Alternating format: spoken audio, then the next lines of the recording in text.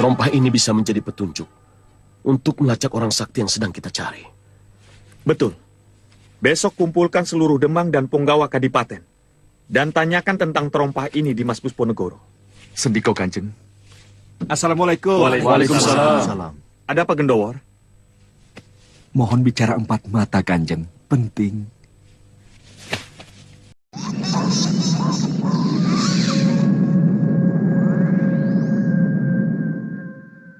Saninawala. Dari siapa? Tumenggung Martopuro. Dari tahanan. Di mana? Kademangan Darmasadi. Kanjeng baca saja dulu. Mana orang yang membawa surat ini? Dia takut menghadap Kanjeng. Katakan padanya. Aku akan memberinya dia upah 3 ringgit. Sebagaimana yang telah dijanjikan Dimas Martopuro. Saya disuruh mewakilinya. Kita akan segera menyerbu Kademangan Moga. 200 laskar kita sudah masuk ke sana dengan berbagai macam penyamaran. 1000 orang lagi telah kita persiapkan untuk segera menyerbu ke sana. Di awal episode ini, kita menuju pada Kademangan Darmasandi yang menjadi markas Arya Soma dan kawan-kawannya melakukan pemberontakan terhadap Mataram. Mak Lampir yang menjadi juru taktik yang mengatur seluruh pergerakan mereka pun tampak sedang khotbah menjelaskan tentang target penyerangan mereka selanjutnya, yaitu Kademangan Moga. Besar juga pasukan mereka yang kini mencapai 1000 orang lebih. Semua itu bisa terjadi karena mereka selalu mendapatkan pasukan baru setelah menaklukkan Kademangan-Kademangan sebelumnya. Apalagi ada beberapa Demang yang menyerah tanpa syarat dan memilih ikut bergabung bersama mereka untuk memerangi Sultan Agung. Dengan kata lain, mereka memilih menjadi pengkhianat. Salah satunya adalah Ki Demang Sarojo yang di saat itu mendapatkan tugas untuk mengumpulkan dana. Sebab sebuah pasukan yang besar membutuhkan dana yang besar pula, terutama untuk kebutuhan pangan mereka. Sementara itu, di luar ruangan tempat mereka rapat, tampak para prajurit yang menjaga ketat markas mereka itu. Akan tetapi, di tengah ketenangan tersebut, mendadak para prajurit itu menjadi heboh karena mereka melihat ada salah satu bangunan yang terbakar, dan yang melakukan semua itu adalah seorang pendekar bertopeng hitam yang langsung menuju ruangan penjara.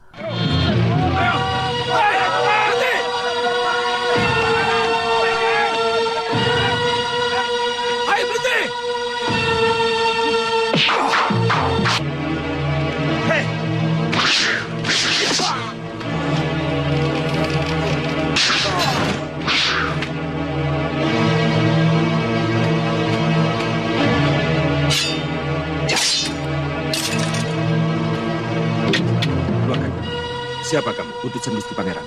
Pangeran Purbaya? Ya, cepat Kanjeng.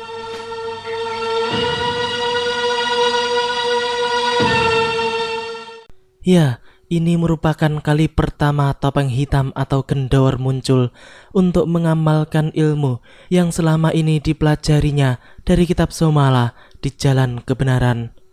Kini ia pun membawa Tumenggung Martopuro untuk keluar menyelamatkan diri dari komplek markas para pemberontak tersebut. Setelah mendapatkan kabar dari seorang prajurit utusan Tumenggung Martopuro, Gendowor pun memang mengambil inisiatif untuk melakukan penyelamatan sendiri sebelum Tumenggung Martoloyo majikannya mengambil tindakan, sebab ia tahu akan sangat sulit untuk memasuki sarang pemberontak yang dipenuhi orang-orang sakti seperti itu. Namun sayang, salah satu prajurit penjaga penjara yang dilumpuhkan oleh topeng hitam masih hidup dan melaporkan kepada kawan-kawannya, sehingga kini salah seorang dari mereka pun memukul kentongan sambil berteriak bahwa tawanan mereka kabur. Hal itu jelas saja langsung mengejutkan semuanya, termasuk para pimpinan mereka yang sedang berada di ruangan pertemuan.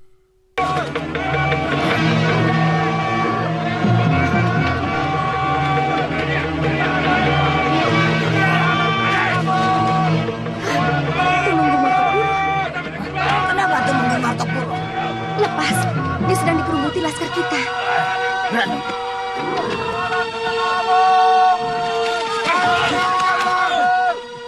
Mereka telah menipu kita. Mau kemana kau? Kita lawan mereka.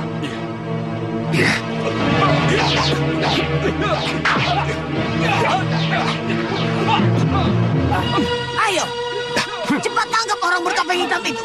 Dia pasti utusan Pangeran Purbaya. Iya, ayo, cepat. Keributan kecil ini biar aku yang mengatasinya, Ketua. Apapun yang terjadi, Ketua jangan turun tangan.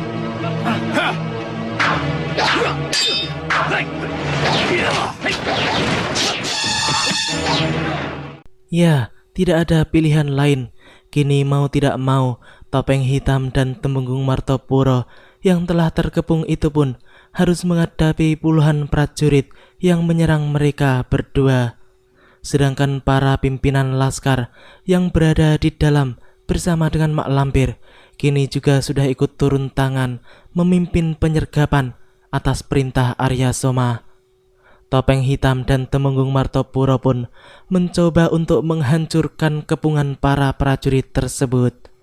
Mereka pun bergerak cepat menghabisi pasukan pemberontak yang ada di dekat mereka. Sehingga kini dalam waktu yang lumayan singkat, puluhan orang-orang berseragam prajurit itu pun sudah tumbang dengan nyawa lepas melayang terbang ke akhirat. Tak lama kemudian, Grandong pun muncul untuk menghadapi Temenggung Martopuro yang mengamuk membabat habis pasukannya. Sedangkan Aji Basa Pamungkas langsung menghadang topeng hitam.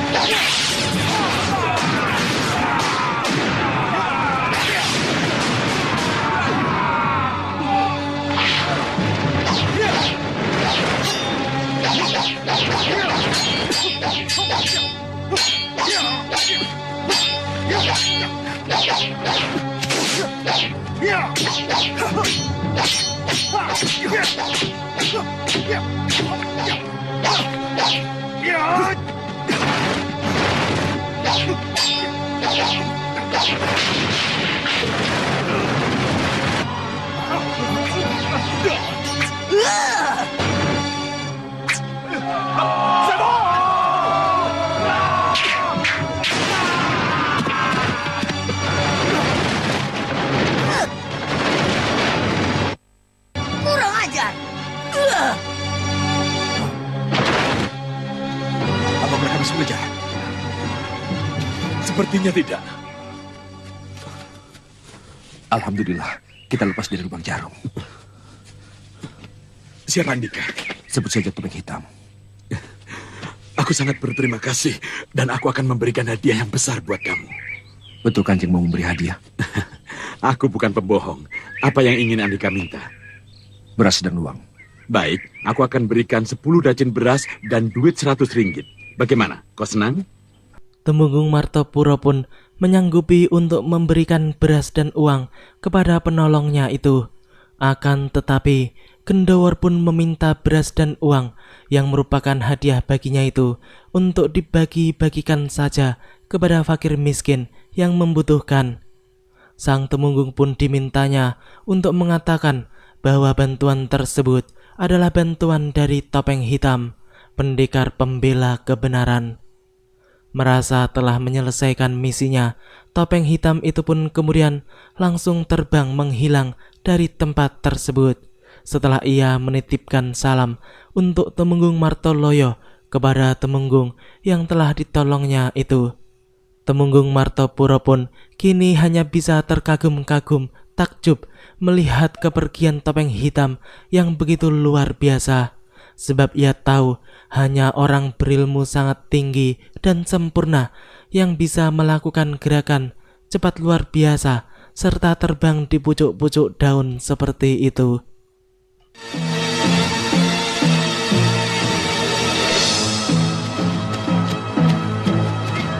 Kek, mau dibawa kemana kuda itu? Ke tempat Kanjeng Tumenggung Martopuro. Aku Temenggung Martopuro. Mau apa? Menyerahkan kuda ini kepada Kanjeng Aku sudah diupah oleh Topeng Hitam kemarin untuk menyerahkan kuda ini. Terima kasih, Kek.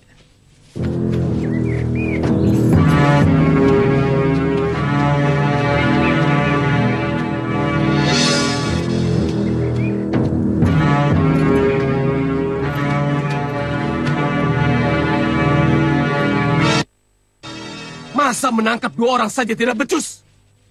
Mana kesaktian Malampir, si Grando? Dan mana kesaktian ayah yang sudah termasuk kemana-mana?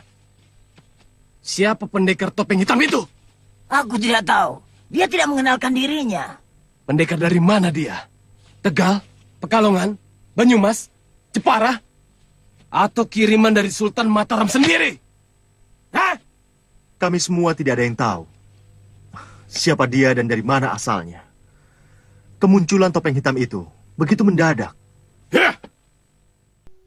Arya Soma sebagai pimpinan pemberontakan itu pun menjadi sangat marah karena para bawahannya dirasa tidak becus menangkap penyusup yang telah berani mengobrak-abrik dan membunuh puluhan laskar prajurit mereka. Padahal penyusup itu hanya seorang saja. Ia pun kini menyuruh salah seorang prajuritnya untuk mencari bekas ledakan pendekar topeng hitam karena ia pasti akan tahu dari perguruan mana pendekar misterius itu berasal setelah melihat ramuan bahan ledakan yang dipergunakannya. Salah seorang dari pimpinan laskar pemberontak itu pun kemudian mengambil puing-puing bekas ledakan pendekar penyelamat Temenggung Martopuro, lalu memberikannya kepada Arya Soma atau pendekar topeng emas sebagai pimpinan mereka. Setelah menelitinya, Soma pun kembali bertanya kepada orang itu, apakah betul benda itu ditemukan pada bekas ledakan. Pimpinan prajurit itu mengatakan betul, karena sebelumnya ia juga tahu persis di mana benda itu diledakkan. Ada apa, anakku? Bramagiri Tunda Ayah. Apa itu? Bahan peledak yang dapat melemahkan saraf seseorang beberapa saat. Senjata penyelamatan jika dalam keadaan genting. Bahan ini ciptaan guru besar Somala. Topeng hitam itu murid guru Somala? Tidak mungkin. Iya. Mari kita lihat ketua. Siapa sebenarnya topeng hitam itu?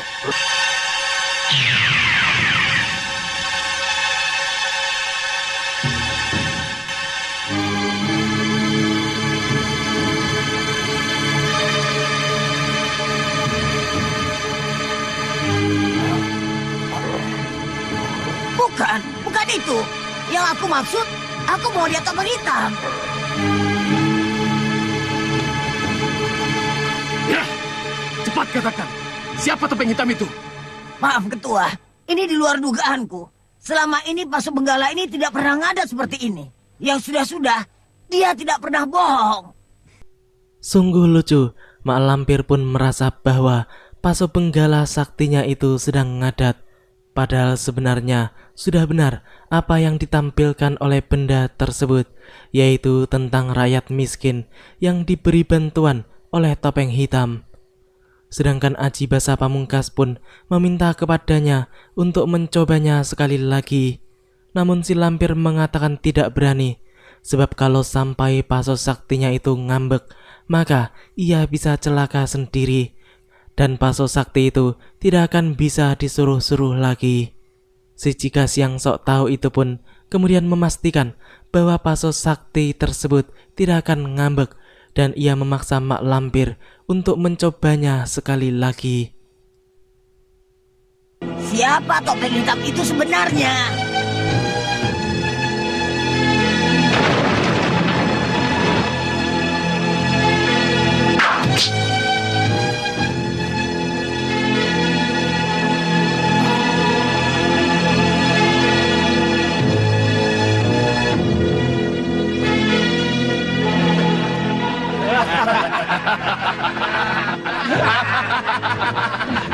Kami para kekasih Tuhan. Kami tangan-tangan Tuhan. Celakalah musuh-musuh Tuhan.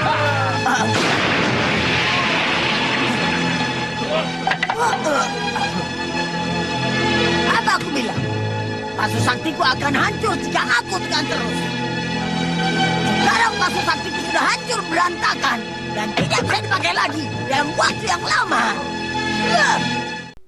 Sungguh momen yang lucu dan puas bagi penonton, namun sangat mengesalkan bagi Mak Lampir yang kini harus kehilangan pusaka kebanggaannya. Namun nenek setan itu hanya mengumpat saja karena ia tidak berani memarahi Aji Basa Pamungkas yang tadi memaksanya.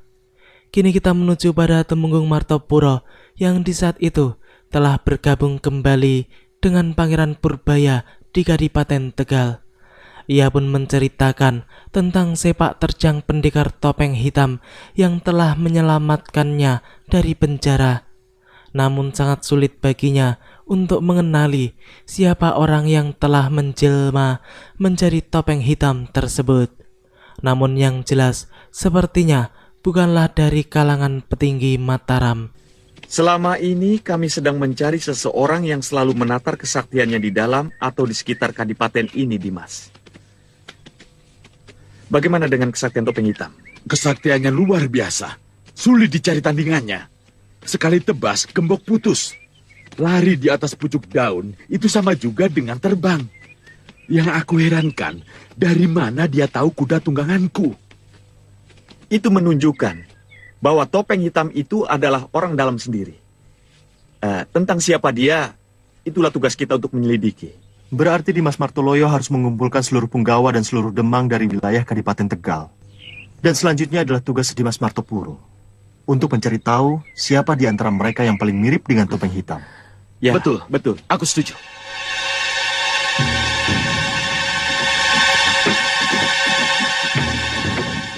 Di tengah pembicaraan mereka, mendadak saja muncul Gendawar yang sedang bersama dengan Jaka menumpangi gerobaknya.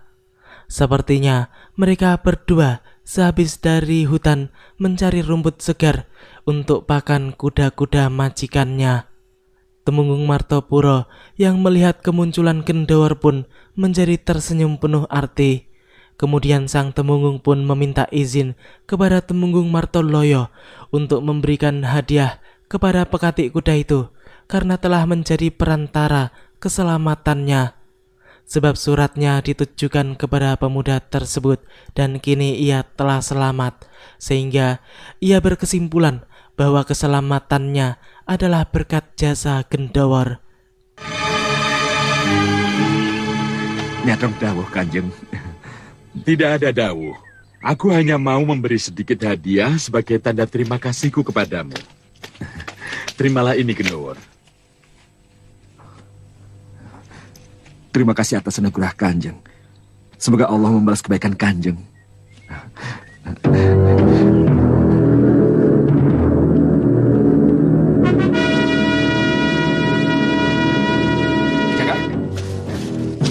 Aku baru saja kejatuhan rezeki dari langit. Wah, Ini kamu bagi-bagikannya.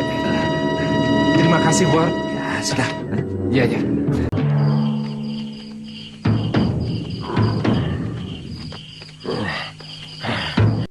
Di malam itu, tampak Mak Lampir dan Grandong yang sedang berada di jalanan desa, dan mereka baru saja berpapasan dengan 3 orang warga yang hendak pulang ke rumahnya. Melihat warga kampung tersebut, mendadak Grandong pun ingin makan malam. Ia menginginkan gadis yang bersama orang tuanya barusan. Si Lampir pun memperbolehkannya, namun ia memperingatkan kepada Grandong bahwa saat itu mereka sedang berada di perkampungan, sehingga ia harus berhati-hati karena kalau salah bertindak sedikit saja, maka mereka bisa dikeroyok oleh orang banyak. Tak lama kemudian, ketiga orang kampung itu pun sudah sampai di rumahnya. Mereka pun kemudian mempersiapkan makan malam.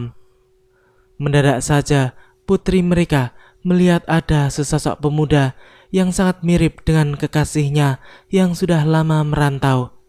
Wanita itu pun kemudian keluar rumah karena ia melihat lelaki itu berada di luar.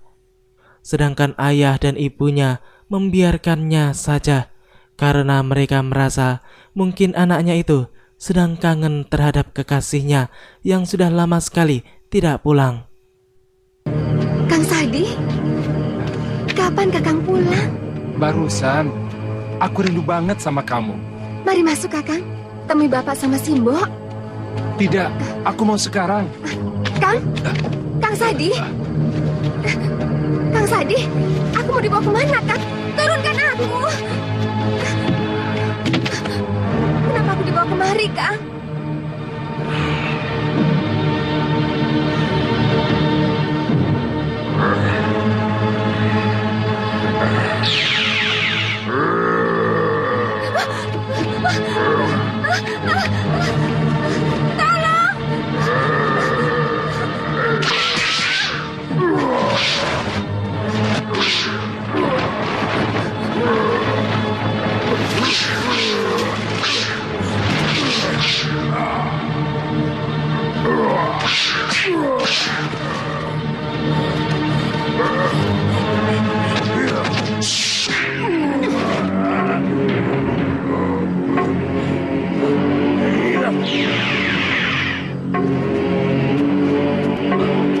Tenang, Nyai tidak apa-apa? Ya, kali ini gantian Grandong yang merasakan kehebatan ilmu pendekar topeng hitam yang luar biasa. Kini pendekar itu pun mulai muncul di setiap ada kejahatan. Wanita yang ditolongnya itu tampak ketakutan, namun kemudian ia pun mampu menenangkannya, lalu mengantarkan gadis tersebut pulang sampai di rumahnya. Keesokan harinya, di sebuah warung di desa Muara Kumal, tampak Arya Soma dan ibunya sedang makan di warung yang cukup ramai tersebut. Di sana para penduduk pun sedang heboh membicarakan tentang kemunculan pendekar topeng hitam yang membagi-bagikan makanan, beras dan uang kepada rakyat miskin. Pemilik warung itu pun mengatakan bahwa semua orang sudah tahu tentang berita baik tersebut. Namun mereka tidak ada yang mengetahui siapa sebenarnya pendekar topeng hitam tersebut. Yang jelas sepak terjangnya bagaikan seorang pahlawan yang membela kebenaran dan membela rakyat miskin. Pendekar Budiman pakai topeng hitam. Kenapa semua pakai topeng ya? Sekarang memang zamannya zaman topeng. Zaman topeng bagaimana, Ki? Coba kita perhatikan di sekeliling kita. Banyak para kanjeng berlagak jujur, berlagak alim, sok membela rakyat. Padahal mereka bajingan, merampok uang rakyat. Mereka bertopeng sehingga kemana-mana mereka dihormati. Topeng hitam lain, Ki. Betul. Dia memakai topeng karena dia tidak mau dikenali orang. Dia orang yang ikhlas. Lain dengan topeng emas. Dia memakai topeng karena dia berjiwa pengecut. Dari mana kita tahu kalau topeng emas itu berjiwa pengecut? Ya dari perbuatannya. Dia kumpulkan para begal dan para pencuri. Orang-orang pendukungnya saja. Orang-orang semacam Mak Lampir, Si Grandong, Aji Basa Pamungkas, para maling dan para begal. Semuanya orang-orang buronan kerajaan. Dia memakai topeng karena wajah aslinya tidak mau dikenal orang banyak. Agar wajah aslinya bisa kesana kemari. Dan orang-orang tidak menganggap dia sebagai pemberontak. Agar tetap dikenal sebagai orang baik. Arya Soma menjadi geram sendiri mendengar kata-kata pemilik warung tersebut yang terlalu jujur, ceplas-ceplos apa adanya. Namun memang yang dikatakannya sama sekali tidak ada yang salah. Bahkan orang yang dimaksudkan olehnya sebagai topeng emas pengecut pun juga sedang berada di tempat itu. Belum sempat pemuda itu berbuat apa-apa, mendadak ibunya sudah mengajaknya pergi dari warung tersebut dengan membawa kekesalan yang amat sangat karena ia dikatakan sebagai pengecut di depan mukanya sendiri. Di tengah perjalanan, Soma pun berpura-pura mengatakan bahwa dirinya harus mencari topeng hitam untuk bergabung. Ia pun kemudian meminta ibunya untuk membantunya guna mengetahui siapa sebenarnya pendekar topeng hitam tersebut, karena kesaktiannya sangat luar biasa. Mungkin dia kiriman Baginda Sultan? Ibu tahu, Di antara petinggi Mataram, siapa yang menguasai Brahma Giritunda? Tidak tahu. Topeng Hitam menyelamatkan diri dengan Brahma Giritunda, Ibu. Dari mana kamu tahu, Soma? Soma menyelidiki sendiri, Ibu. Sebenarnya, Soma datangi Kademangan Dharma Sandi. Dan Soma mengambil bekas ledakan yang ia gunakan untuk kabur, Ibu. Ini barangnya, Bu.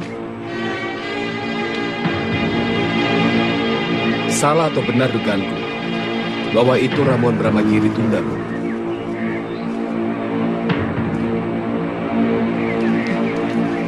Benar?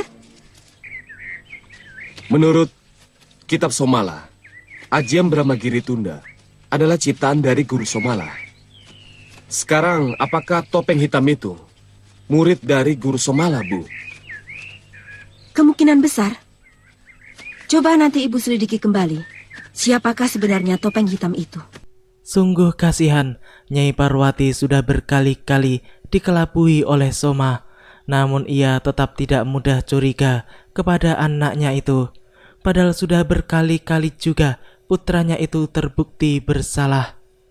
Kini kita menuju pada Gendawar yang di saat itu tampak sedang menyalin semua ilmu-ilmu yang belum dikuasainya pada kitab Somala yang disembunyikan oleh Nyai Parwati di dalam gua rahasia. Pemuda pekatik kuda itu pun cukup cerdik. Ia pun kini memilih menyalinnya saja daripada ia ketahuan nantinya. Seperti beberapa waktu lalu, ia hampir saja ketahuan oleh Ibu Arya Soma itu yang tiba-tiba saja datang ketika ia sedang berlatih.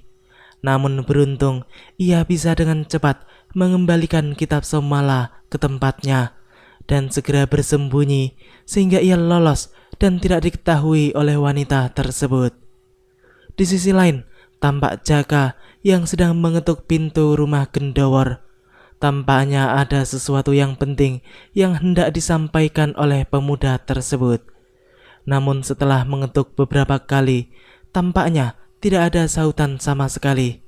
Yang ada justru Rara Setiawati yang tiba-tiba muncul di tempat itu untuk mencari Gendawar. Jaka pun mengatakan tidak ada. Namun mendadak orang yang mereka cari pun muncul sambil membawa rumput di punggungnya.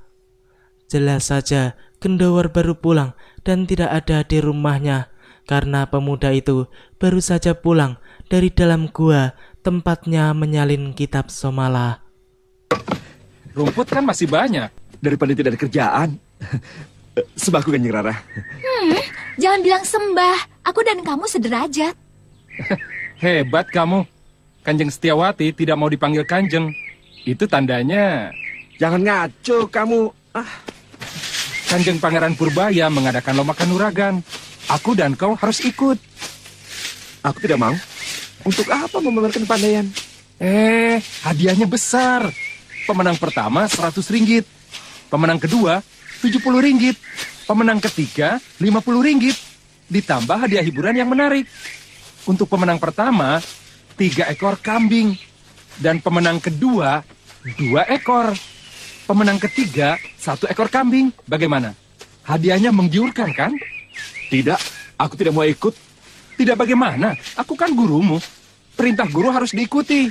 Dengan mengikuti lomba kanuragan, aku bisa tahu sampai di mana ilmu kanuragan yang aku ajarkan padamu. Kau belajar silat, Gendawar?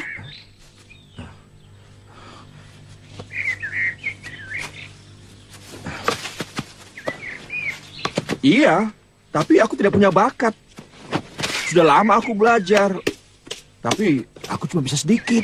Tidak apa, kamu coba saja. Nanti biar aku yang mendaftarkan. Jangan, Nyai. Aku gak bisa. Demikianlah alur cerita di episode kali ini. Nantikan kelanjutan kisahnya di episode yang akan datang. Terima kasih bagi teman-teman semua yang udah mau nonton. Jangan lupa absen komentar di bawah kalian dari mana aja. Begitu aja, jangan lupa like, comment, subscribe, dan share. Dan juga nyalain notifnya. Wassalamualaikum warahmatullahi wabarakatuh.